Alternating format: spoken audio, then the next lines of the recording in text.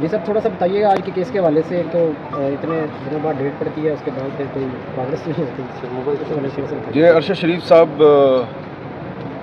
کے قتل کی انکوائری کے لیے عدالتی کمیشن بنانے کے لیے جو میں درخواست دی ہے، تو اس میں ہم آج سارے پیش ہوئے ہیں. تو اس میں جو آج تو ویسے اٹارنی جنرل صاحب کو بلایا تھا جسٹس عامر فاروق صاحب نے، تو وہ نہیں آئے، ان کی جگہ پہ ایڈیشنل اٹارنی جنرل صاحب آئے. تو انہوں نے کچھ ایسی بات کی کہ آرڈر جو ہے وہ کوئی نہیں لگا ہوا، جو کہ بیرسٹر شعیب رزاق صاحب نے جو پچھلی ہیئرنگ ہے اس میں لگایا ہوا تھا، اور ہم نے دکھا بھی دیا ان کو.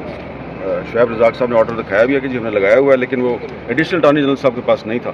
تو اب کہا گیا جی کہ ایڈیشنل اٹارنی جنرل صاحب کو کہ آپ بھی وہ آرڈر لگا دیں، اور ڈیٹ پڑ گئی ہے. تو اگر کسی کا خیال ہے کہ ہم اگلی ڈیٹ پہ نہیں آئیں گے تو اس کو غلط فہمی ہے. باقی ٹیکنیکل بات شعیب صاحب سے پوچھ لیں. نہیں بات صحیح ہے. بات یہی ہے کہ ہم نے سی ایم کے ذریعے وہ سارے آرڈر کی لسٹ لگا دی تھی. آج ہم فلی پریپیئرڈ تھے، ایکسپیکٹنگ کہ اٹارنی جنرل صاحب آئیں گے اور اس ایشو کو نیکسٹ اسٹیج پہ لے کے جائیں گے. کہ ایشو ریز کیا جا رہا ہے کہ matter is pending before supreme court. تو سپریم کورٹ میں سو موٹو ایکشن میں میٹر پینڈنگ ہے، جس کی اس کے اپنے آرڈر میں اس کی وضاحت ہے کہ سو موٹو ایکشن کی سپریم کورٹ 183 کے تحت اس کی اپنی حیثیت کیا ہوتی ہے، وہ ڈیفائن ہو چکی ہے. لیکن وہ جیسے حامد بھائی نے کہا کہ انشاءاللہ نیکسٹ. اور سپریم کورٹ میں لاسٹ ہیئرنگ جو ہے وہ پچھلے سال جون میں ہوئی تھی، 13 جون کو ہوئی تھی، اور آج آپ دیکھ لیں 11 جون ہے. تو ایک سال گزر گیا اور سپریم کورٹ میں کچھ نہیں ہوا. تو اگر سپریم کورٹ نے سو موٹو ایکشن لیا اور کچھ نہیں ہوا، اس وقت عمر طاہر بندیال صاحب چیف جسٹس تھے. اور ایک اس میں ٹیکنیکل بات یہ بھی ہے کہ ارشد شریف صاحب کی جو والدہ ہیں، انہوں نے کچھ لوگ نامینیٹ کیے تھے، وہ ان کے خلاف چاہ رہی تھی کہ انکوائری ہو، اور اس وقت جو چیف جسٹس صاحب تھے انہوں نے اس کو پرمٹ نہیں کیا تھا. ایسے ہی ہے جی، انہوں نے اجازت نہیں دی تھی. بلکہ انہوں نے کہا یہ جو آپ کی درخواست ہے یہ مینٹینیبل نہیں ہے. اب اس میں ہم نے جو کورٹ میں ریٹن رسپانس جاری کیا ہے، اس میں ایک پوائنٹ یہ بھی شامل کیا ہے کہ جو 2014 میں میرے پہ جو حملہ ہوا تھا، اس حملے میں بھی ہم نے کچھ الزامات لگائے تھے کچھ لوگوں پہ. تو اس کی انکوائری کے لیے سپریم کورٹ آف پاکستان کے چیف جسٹس کی سربراہی میں 3 ممبر کمیشن بنا تھا. تو اگر وہ 2014 میں کمیشن بن سکتا ہے تو 2024 میں کیوں نہیں بن سکتا؟ اس کمیشن کا کیا مطلب ہے؟ اس کمیشن کی رپورٹ ابھی تک ہمیں نہیں ملی. سر آپ سمجھتے ہیں صحافیوں پہ مزید مشکل وقت آنے والا ہے، کیونکہ فائر وال بھی لگائی جا رہی ہے انٹرنیٹ پہ، اس کا کوئی فائدہ ہوگا؟ یہ کوئی اب آپ کو اس میں کوئی شک کی گنجائش ہے؟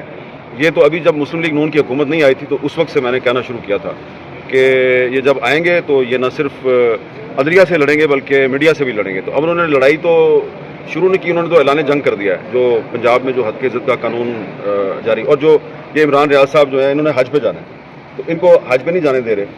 تو یہ آپ کے سامنے کھڑے ہیں، ان سے پوچھیں کتنی دفعہ آپ نے جمع کرائی ہے جی؟ ٹکٹ 5 ٹکٹ ہے، 5 ٹکٹ آپ فری. آلموسٹ 2 ملین کے میں نے ٹکٹ لیے، اور وہ بھی عدالت کی یقین دہانیوں پہ بار بار. عمران بھائی بڑی امپورٹنٹ بات ہے کہ آپ کا ایک فنڈامنٹل رائٹ ہے، اور کورٹ آرڈر میں اس کے ساتھ کنڈیشن اٹیچ کر رہی ہے.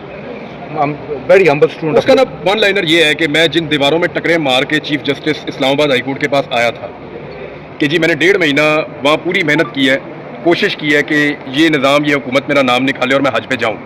تو جب انہوں نے نہیں کیا تو میں ان کے پاس آیا، انہوں نے مجھے واپس انہیں کے پاس بھیج دیا. تو اب میں اس کے خلاف اپیل میں گیا ہوں. آج لگتا ہے کیس تو دیکھتے ہیں کیا ہوتا ہے. اچھا، آج ویسے جسٹس عامر فاروق صاحب جو ہے انہوں نے ڈڈیال کا جو ایک مسنگ پرسن ہے، جو 2017 سے مسنگ پرسن ہے، اس کا کیس بھی اسلام آباد ہائی کورٹ میں لگا ہوا تھا. اس کے کیس میں انہوں نے ایک بڑا اچھا فیصلہ دیا ہے، اور یہ ان کے والد صاحب ہیں. اور آج چیف جسٹس صاحب نے کہا کہ 15 دن کے اندر اندر اس کو پیش کیا جائے. تو آپ ذرا یہ ایک آزاد کشمیر میں پہلے صرف لوگوں کا خیال تھا کہ ایک احمد فراد ہے مسنگ پرسن، اور بھی وہاں پہ بہت سے مسنگ پرسن ہے. ایک مسنگ پرسن کے والد صاحب آپ کے سامنے کھڑے ہیں، بتائیں جی. 7 سال ہو گئے جی.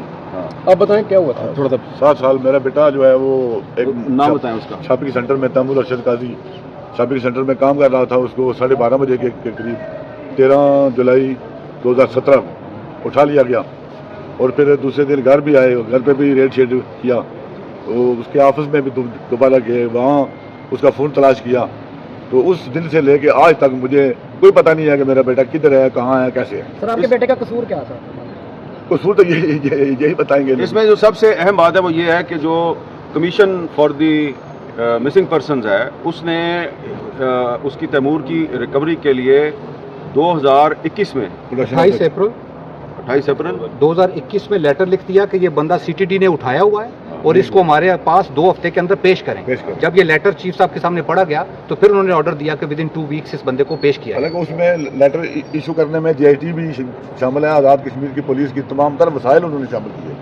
तो ये JIT बनी 2017 में जब उसको उठाया गया आज़ाद कश्मीर से तो मुस्लिम लीग नून की हुकूमत थी। 2021 में जब उसका commission for the missing persons ने प्रोडक्शन ऑर्डर जारी किया तो PTI की हुकूमत थी। अब 2024 में इस्लामाबाद हाई कोर्ट के चीफ जस्टिस आमिर फारूक साहब ने 15 दिन में उसको पेश करने का हुक्म दिया है। तो दोबारा मुस्लिम लीग नून की हुकूमत आ चुकी है और मुझे उम्मीद है कि 15 दिन बाद उसको पेश कर दिया जाएगा। ऐसा ना हो कि कुछ अरसे के बाद जब दोबारा इस केस की हेयरिंग हो तो कोई और हुकूमत आ चुकी हो। Thank you. तो माइक दीजिएगा सर। ओके सर, ये ये इधर जी सर। बच्ची के बैंक का नंबर